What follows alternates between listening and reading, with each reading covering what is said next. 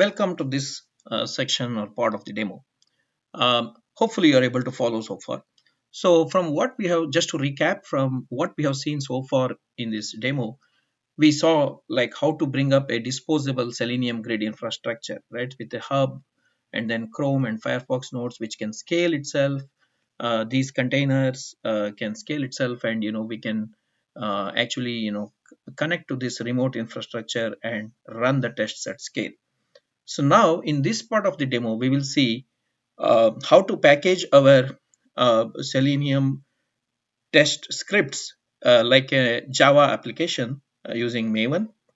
And then in the second part uh, of this demo, we will see like how to containerize this Maven build jar files and its dependencies into a Docker file, into a Docker image, and then we can build containers using this Docker image, and then execute it just like this, which we will see eventually. Okay, so not to we'll see all this in action, not to delay. So let us get back to the section where we have the Selenium grid infrastructure. So let me run and see if the grid is up and running. No, I see that when I run docker compose ps, I don't see any containers of the Selenium grid infrastructure running. So let me bring up, okay, so let me bring it up in the background. We have seen that enough, and then let me have 4 Chrome browsers and 2 Firefox maybe, right? So let me bring it up in seconds. So yeah, I see that hub and 4 Chromes and 2 Firefox are running, right? So if I now say docker compose ps, yeah, I see this infrastructure and the port mapping, everything in place, right? Similarly, just to recap, let me get to the grid console as well and then refresh.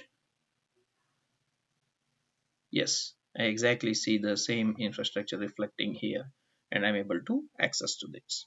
Okay, so now let me come to the IntelliJ project here, and let me open this. This is my still the same project. I haven't done any changes.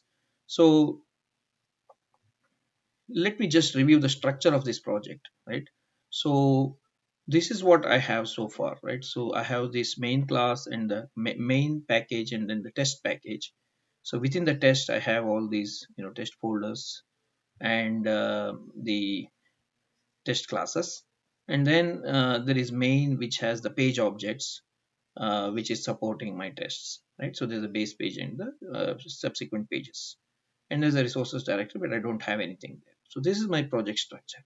So now let me make a build out of Maven, okay, and then package this as a Java application.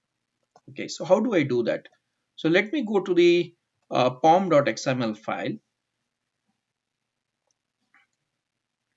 So previously we have seen that we have seen this dependencies in this pom.xml file, which is one is the Selenium dependency, and then there is a test-ng dependency, right? So now I made a modification to this pom.xml to basically package the application. So what is that change? So let us see. So after these dependencies, I have appended these the build plugins. So I am trying to use 3 plugins here. One is the Maven compiler plugin, okay, and then I have this, sorry, I have this copy dependency, sorry, Maven dependency plugin. So that's another plugin, and then I have added the third plugin, which is basically Maven jar plugin. Okay, so I will explain in a moment why I have added particularly these 3 specific plugins and what I'm going to do with this, right? So the Maven compiler plugin is basically used to compile my code and prepare the jars out of this the runnable classes executable jars. So in order to create that, so I use this Maven compiler plugin, just like how the developers would make a Java build of their application package, right? Secondly,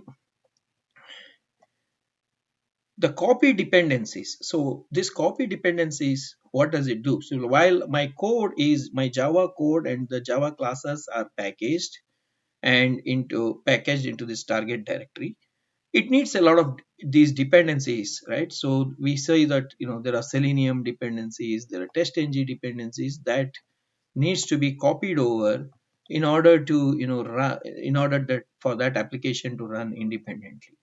So that's what happens by using this plugin, where I say copy dependencies, and it will copy into a folder called libs uh, under the target, which we'll see in a moment, and all the dependencies that are needed to execute the project. Okay. And then the third thing, usual context of Maven is basically, you run the tests and then you package your application, which is in the main, source, and then you deploy it as a package, right? But in this context, it is repurposed. The same architecture or the mechanism is basically repurposed for the test for supporting the test automation. So in this case, we need to package both the main, which are the page objects, and also the test classes here. So if we don't package these test classes, so we cannot run the tests from that using that package, right? So our application doesn't do what it is intended to do. So for that reason, I am actually changing the configurations of usual use of Maven here to basically build a test jar, where I am saying it the goal is to build the test directory also into a jar. Okay, so this is what the three sections or the three plugins specifically purposefully I have added here in the pom.xml now. So hopefully it is clear. So now what I do is I need to obviously I have installed Maven, but let us reconfirm the version and all that in a moment here. And then I'm switching to terminal. Okay, you can either switch to the terminal within IntelliJ, it's not very beautiful though, or you can even um, open a standalone terminal on this machine, right? So it's a Windows machine. So for now, let me just confirm. I need to make a package out of this, right? I need to make a build and generate the package. So as a step, I just confirm the version of the Maven as the first step. So you can use any recent version of Maven, that's fine. So I have this 3.8.1 that is currently installed, and my Java version is 1. That is currently configured, and then I have this 1.8 of Java and the class path likewise. Okay, so now let me run the package. So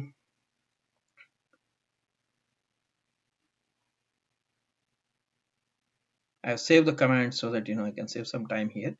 So this is the command I'm going to run here. So Maven clean package, and I'm going to say skip tests. Okay, so as a command line parameter. So why I'm giving the skip test? So I don't want to run the tests, right? Usual cases, these will be the unit test cases, and usually you ship only the main part of this source package, and then the test you will run to just to confirm before you package it, right? So the tests have to come out as passed. So this is the usual purpose of Maven, but here I am basically I don't want to run the tests here, but I want to package both, right? So to that effect, I am saying Maven clean package skip tests. Okay, so let me run this and see if I can package this, and there'll be a target folder that will create. So let us wait.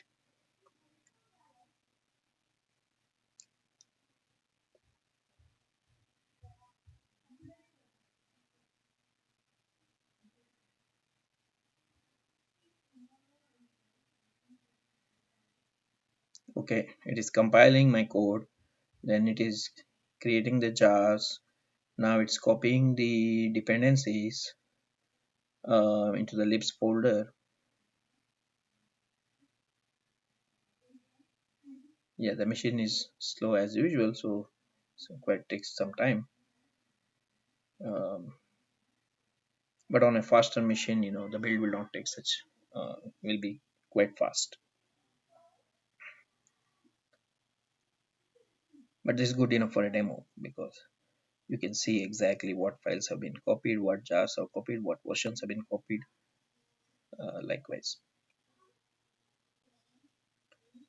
So ultimately, I should get a build success. Yep.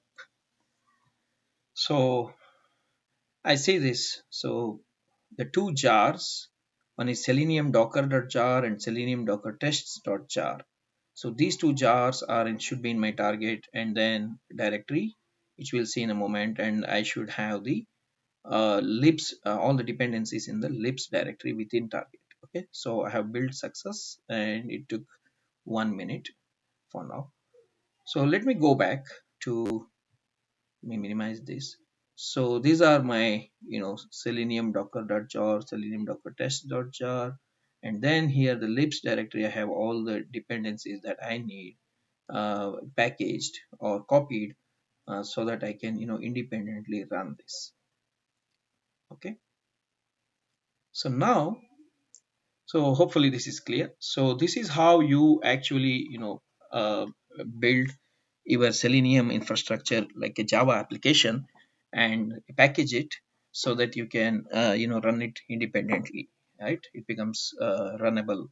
So now there are many people who just, make this to the Jenkins and then run to CI/CD, but that is, I mean, we'll go couple of steps ahead in order to demonstrate the next gen kind of automation solution here. Okay, so which is, inclusive of what they do that run, through Maven Sure Fire plugin, they run it through Jenkins and execute in CI/CD, right? So beyond that step, so now let me move to target directory. Okay, because I'm done here. So within the target directory, let me see now if I can run my tests. So I have to ensure that, my Selenium grid infrastructure, the remote infrastructure is up and running, which is probably the case. But let me check. Yes, it's up and running because that's where the test would connect and run, right? So now how to run the tests, right? So So this is how you run the test, right? So you give the Java as from the terminal, and then the class path. In the class path, you say, you need Selenium docker.jar. You take the Selenium docker tests.jar from this directory, and then this is the, entry point, and also, sorry, and also copy the, all the files from the, library in the libs directory. Okay, so and then this is the entry point like org.testng where there is the main method, and then you give this the module which you want to execute. This is the XML file which is there, in one folder inside of this target, right? So if you go one step above this target, you will find these two files like home page or search page. So right now I'm trying to execute search page. Okay, my application should also be up and running. Never, no worries. Like if it is if it fails, not to worry. The application may be down, or if the application is up, then it should pass. If it all executes fine. So we'll see if the execution happens. Okay. So let me. Sorry.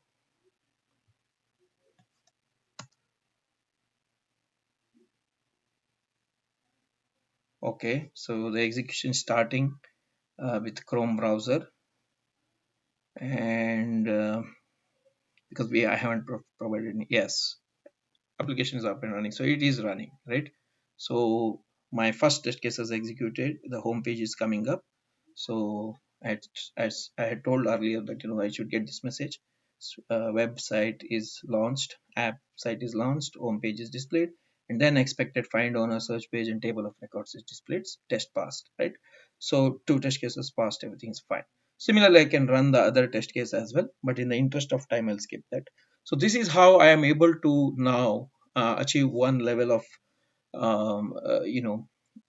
packaging or one level of independence that no more I am running the test locally. At the same time, I don't have to run the stuff on my machine. So I have packaged all the jars, and now I am able to run directly uh, my application, right? I can put it even to Artifactory or Nexus or some repository and make a build, and publish that build, right? So next we will see how to scale this, right? So at present it is only one instance which I can consume it, right? Which I can execute, consume it and execute the tests. But I would like to containerize it into a Docker container so that I can sorry, I want to create an image, Docker image out of it, and then that way I can, it becomes even lighter weight, so that I can create containers at runtime, and then I can, duplicate or I can multiply my test automation infrastructure, and I can run all the modules, in parallel, using my already available Selenium grid infrastructure. Okay, so how do we go about the Docker file?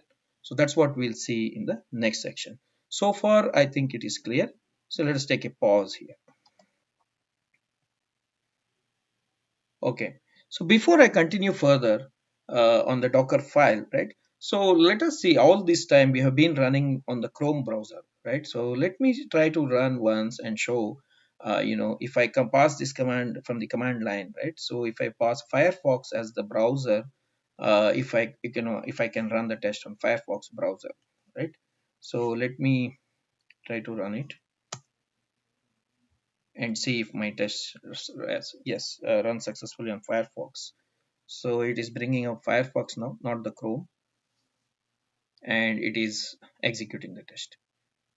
Okay, so the home page is displayed. So basically I executed one test on Chrome and one test on Firefox, just to complete the aspect of the demo. Okay, so it's all working fine. So now let me take some time to explain this Docker file concept. Okay, so this is what I'm trying to build. So far we have seen these two containers, right? So I mean these two container types, Docker container types. Like we have seen Chrome container and Firefox container, which can be scaled, and then the hub registered to the hub, and then hub accessible through the port 4444 externally, right? Now my automation script is like a Java application. It is containerized. This is what I'm trying to achieve now by creating a Docker file and then building an image using that Docker file. Okay, so now this is the container, like I call it as a Selenium Docker. I mean, you can give it any name. You can give something like pet clinic test scripts or whatever, right? And then it's basically has Java packaged within the container. What does my automation script need basically to run is Java, right? So it's built on Java image, and then I can pull this once the image is built. I can pull, like for example, the Selenium hub node, Chrome and Firefox. All these images were uh, pre-published for us on the Docker hub, right? So that's why we were able to successfully pull and use them at scale. Now similarly, my automation scripts itself, I am going to eventually publish it into Docker hub, and then anybody can pull my image and start running the test, right? So that's the kind of idea here. So this is what I would be, it would look like, when I publish with my name, this like, Selenium Docker. It can be anything again. Okay. So we'll see how the Docker file would be built. So let me get to, yeah, just bear with me. Yeah. So to do that, what I would do is I would create, let me minimize this terminal.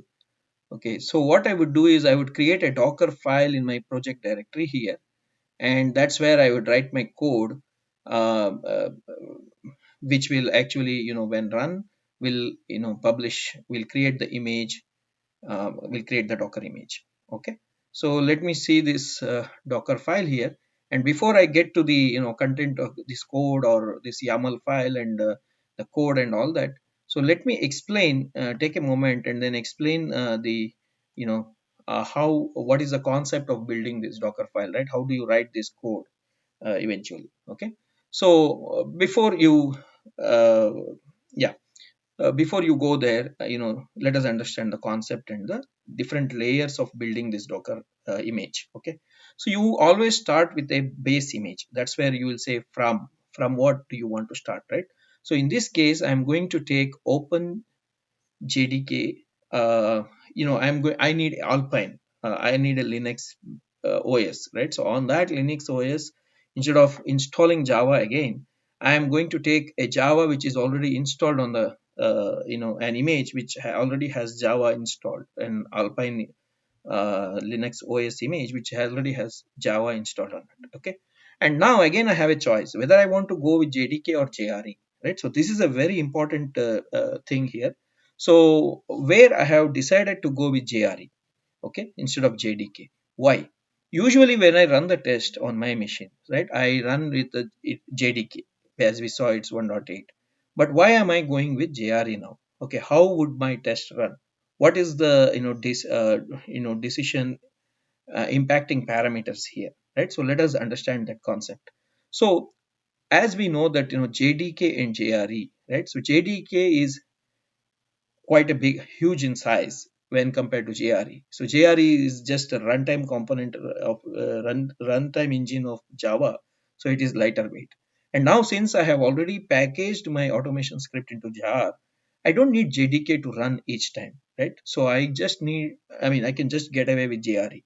And at the same time, when I build containers, when I keep building, several containers and start running this tests at scale in parallel and all that, the Docker image size, right? So matters a lot in terms of the cost, footprint, and at the same time the agility, right? The time it takes for Jenkins or anything to, spin up a container and start running the test and bring down the container, trash it. So everywhere the image size matters. And when I keep, updating my test scripts on a regular basis and again start building the jar every time, when I'm recompiling the code and building the jars and containerizing, when whole this operations or this work of software engineering keeps happening, every time this image size, if it is reduced, then it makes my life easy, right? Of the developer or the SDET engineer, right?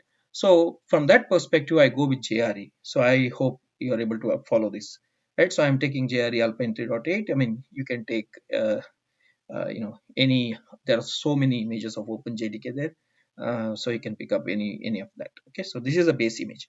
Over that, I am going to add my selenium docker.jar and then selenium docker test.jar and then the libs directory. Okay, then I am going to stack it up with the pet homepage module, the testng XMLs, right, for the two modules that I'm going to run. Okay, and then there is some concept of health check.sh. So don't need not worry about this, why this is needed and what happens. This is totally optional, and even without this, you will be able to successfully develop and run. So this is not something that is very much needed, but there is a specific reason I will explain later in this demo. Just hold on until then, why this would be required, and if not, what a small minor issue that it may cause. Okay, but this is totally optional. Let us ignore for the moment. Okay, and then there are three parameters, three environment variables, I would say, right, in the Docker file that it would expect. What are those? So one is the browser. If you don't say anything, it will run in Chrome, but if you say Firefox, it will run in Firefox. We have seen that, right? And then the hub underscore host. So hub underscore host, if you don't provide, it will run on the the host that we have specified, the Amazon, the AWS host, or if provided, then it will try to run on that particular host, right? The IP address or the DNS name of the Selenium grid hub.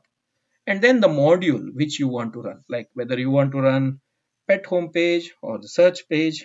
So, right, which module? There could be hundreds of different test suites that you would like to run.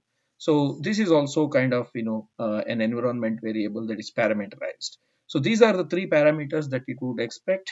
And if I mean at least module, I think it will be expect, because without module it cannot run. Okay, if I recall, the other two things, it will default to the particular value. Okay, hopefully this concept is clear of how to organize the Docker file. So now I'll come to the actual code. Okay, so what just we saw as a concept. So this is the Docker file that I'm in VS Code. Sorry. So I start from OpenJDK this, and then I install. This is particularly for the health check script. There are some dependencies that we need to run. I'll skip that for now. Okay, then I set up this set this working directory within the container. So this user share BFS demo. So this is, it can be anything. Okay, so usually we should not work within the container in the root directory or so. So from the root, I create some folder and I make it as a working directory, right? So this is within the container, and then I add target from the target selenium docker.jar.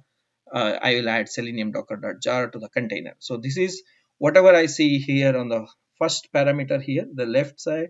The first parameter is from where to pick up the file from the local location, right? And the second one is to copy the file as what inside the container.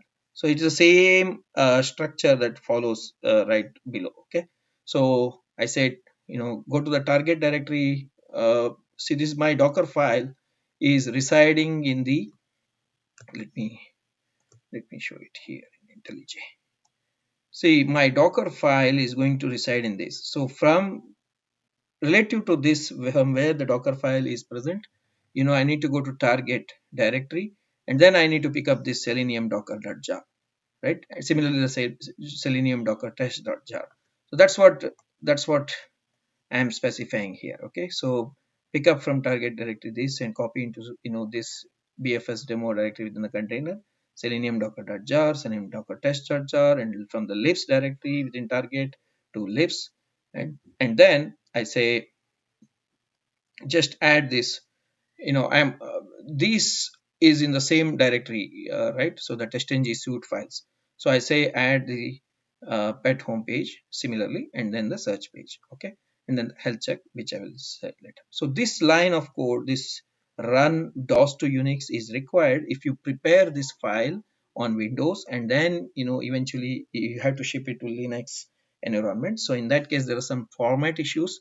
So that's the reason you have to because in semicolon in Windows will become colon in Linux, and there's some character level differences between the operating systems. So that's the reason you have to use this porting thing. So to port the code of this health check script into DOS to Unix. So that's the whole reason. And then you kind of give the three entry point variables, and the browser, I'll yeah. So here, since if I have the health check script, my health check script becomes the entry point. But let me show the actual entry point. So this is the part of the entry health check script, which I will explain a little later, what I do and why exactly and all that. So for now you can forget it, or you can ignore that part. So this is the actual entry point of the Docker file. So I'm saying this is exactly what we executed in Maven, right? Java class path, selenium docker.jar libs, and then I give these three environment parameters, right? These hub underscore host equal to dollar hub underscore host, and then browser, and then module, right? So this is exactly these three environment variables has to be fed during the when I run it using a Docker image. When I run is it using a Docker container that is built out of that image. So now what I do, I prepare my Docker file. Okay, there is no way to test. I can do some syntax check and all that. Formatting is fine of this YAML file and all that, using YAML lint or some utility out here. Okay, if I'm doing it on Windows, or I can do it directly on Linux as well. But in my case, I'm doing it here. So, and then what I do is I use, as shown it before as well, I use WinSCP to kind of for transfer all these files and target directory, everything from my Windows location to the corresponding AWS Linux location. Okay, so once I do that, let me come here. So let me imagine that I have everything here.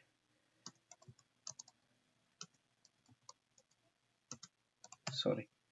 Okay, so let me go to,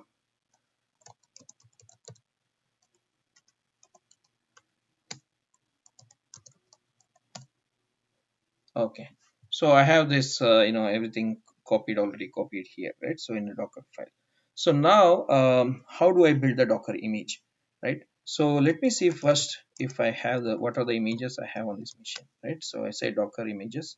So these are all the images I get. So let me see, for some time before I built this Selenium Docker 2, and I already have this Selenium Docker. I can go on building multiple images, and I have Alpine and other, I have already pulled this Open JDK image, right, as part of this uh, thing. And there are other Selenium images which we saw before. Okay, so likewise. So now, so to build the image, so this is the command I would use. I'm just getting, instead of typing it again, let me see. Yeah. So this is the command that I usually run. Okay, so I say Docker, I have to be in the directory where the Docker file exists, and then I say, build. Sorry. So Docker build. Let me say already Selenium Docker 2 exists, right? So let me build Docker 3. Okay, just for showing purpose, and then I say dot. That means take the Docker file in the current directory. Okay. So when I execute this command, yep, the code that I have written in the Docker file gets executed, okay, line by line, as you see here, right? And then it will build that image. Later I can publish this image also, right? I can push this image into the Docker hub, and anybody can pull and run it from there, right? So in an enterprise environment, usually you will have a private container registry, so that's where you push, so that it's not open to the whole world, because there'll be some confidential access information or username, password, and all those things within the image. So usually you don't publish it out, but you put it into a private container registry. But nevertheless, the concept remains the same. So now if I don't create any tag, so my Selenium Docker 3, it will create the Docker image as latest. Okay, by default it will create latest as the type. So let me see if my image is available for consumption. Yes, I can see that Docker 3 image is created um, with 96.2 MB, right, of the size. So it is exactly similar to Docker 2. That's why it says an hour ago, but it was just created now. Okay, with Selenium Docker 3. So now I can say Docker run Selenium Docker 3, and then I can give all the parameters, and I can actually create container at runtime using this image and run the test, and it will connect to the Selenium grid infrastructure, which is already running, and everything is running in containers, right? So we will see that in a moment. Okay, but that also leaves one other problem, like when the whole test is spinned up in the container, and then container goes down or exits after the test run. So what happens to my test results, right? How do I extract the test results out from that directory? So we need to do volume mapping, so that we are able to get that output folder that is created by testing. So we'll see all that when we start running it in this mechanism in the next uh, section. Okay, so for now you can see that just 96 MB or 100 MB, right? So is all your Selenium dependencies, your test script, and then all the other things that are Java that is required. Everything totally it is packaged and the into an image of 100 MB, the size, right? So depending on the test cases and the number of lines of code that you have more, uh, this size may little bit go up in an enterprise environment when you try to build. But still, this is quite lightweight, just like a box which I can take and keep running it through Jenkins. I can keep running it. I can put it into my Git. I can pull it from there. I can run it in Jenkins, and I can do all that. So my whole test setup and infrastructure scripts are actually packaged and containerized. So in the next section, we will see how to run this test and also how to retrieve the test results outside the um, and container. Okay. Hopefully things are clear here. So we'll take it. Thank you.